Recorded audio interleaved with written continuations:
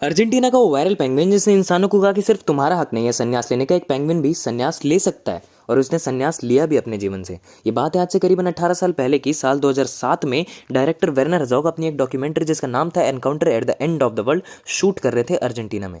तब उन्होंने कुछ ऐसे अनबिलीवेबल से इंसिडेंट अपनी आंखों और अपने कैमरों में नोटिस किए जो कि आज भी अनबिलीवेबल से लगते हैं, क्योंकि वहां पे बर्फीले मैदान में एक ऐसा अकेला पेंगुइन खड़ा था जो कि बिल्कुल शांत और बिल्कुल अपनी कॉलोनी से हट के खड़ा था। उसकी पूरी colony towards the feeding ground जा रही थी, towards the edges of the white land जा रही थी, जहाँ पे ओशन थे और वहाँ पे इनके सर्वाइवल रेट के 100% चांसेस होते हैं।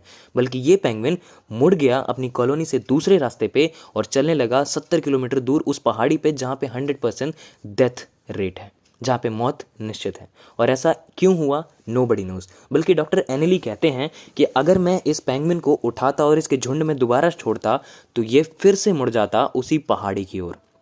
इसका आंसर आज तक कोई नहीं गेस कर पाया। अगर आप गेस करने पे आए तो हजारों परमुटेशन कॉम्बिनेशन बनेंगे, बट मैं साइकोलॉजी के अनुसार अगर आपको बताने की कोशिश करूं तो 1920 में एक बुक लिखी थी सिग्मा फ्रॉड ने जिसका नाम था बियॉन्ड द प्लेजर प्रिंसिपल। इन्होंने इस बुक में ह्यूमन बिहेवियर के बारे में दो चीज़ें बताई थी, और वो दो फोर्स होती हैं, इरोस फोर्स और थेनाटो फोर्स। इरोस फोर्स वो फोर्स होती है जो कि इंसान के अंदर रिप्रोडक्शन, सर्वाइवल और सारी चीज़ों को जीवित रखती है। मतलब वो इंसान को हमेशा ये कहती है कि तुम जिंदा रहो और तुम अपना काम करते रहो। वो हमें कभी भी सन्यासी बनने के लिए नहीं कहती। बल्कि थेनाटो फोर्स काफ़ी खतरनाक होती है और यही फोर्स जिम्मेदार होती है सन्यास लेने के और अपनी सारी चीज़ों को मोह माया को त्याग करने के लिए।